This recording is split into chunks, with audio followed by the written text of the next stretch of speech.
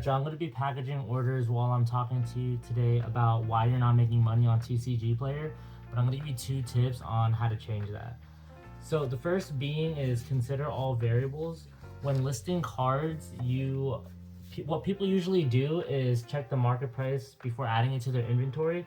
So let's say you want to add a card and you see that the market price is $60 for that card. So you open up the inventory tab and you search the card. Now you see that the card's lowest listing is $42 and the last sold listing was $57, but you know the market price is $60. So what do? Well, you gotta go to the live listings to see what people are actually listing it for. Because if people are listing a card in the ranges between 55 and 60, but the lowest listing is $42 and that seller only has a few sales, you can judge that that seller has it listed low so that it can sell fast and they can bring their sales count up. But at that point, that seller is not really generating any profit or potential profit that they can be making. So I would say when you're listing your cards, just consider all the variables such as, daily market changes, shipping and packaging costs, and the need and the want for the card, right? The need and the want I feel is very important because the more people want it, the faster it goes. And then you can list it at market price or just below market price.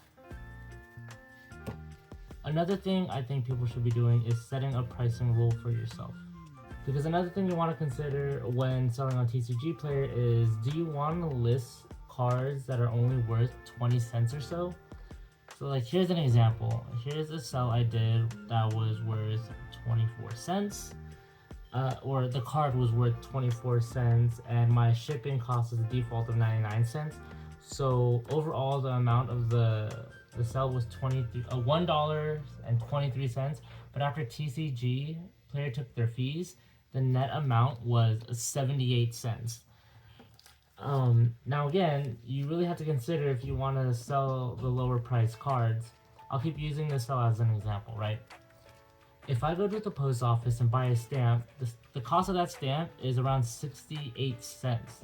So now my net profit or my net amount is 10 cents. But I also have to consider the envelope, the penny sleeve, the top loader, because of like how I package my orders.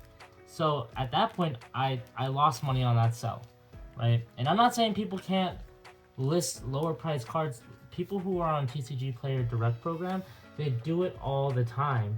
But it's beneficial to them, right? Because what happens when you're on TcgPlayer's Direct program is TcgPlayer will use their own inventory and ship out your sale, and all you do is replenish TcgPlayer's inventory, and you can do that by sending all your orders at once. So it actually saves the seller shipping costs and supply costs and things like that. So I would say set a pricing rule for yourself, like don't list anything or only list things that are $1 or more, so you know you're profitable when all the fees are said and done,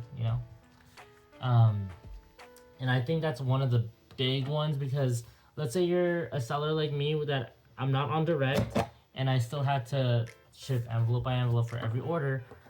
I try not to list anything under $1, right? But if I had to, like, see this, like even here, this Trouble Sunny that I just packaged in here is 47 cents for that. But I mean, another card it sold was $3.99, so the total order was $4. So you have to really consider if you want to sell those lower price cards. I have a whole inventory of those cards, and I don't mind because I know for me every card has value. Maybe not to me, but to someone.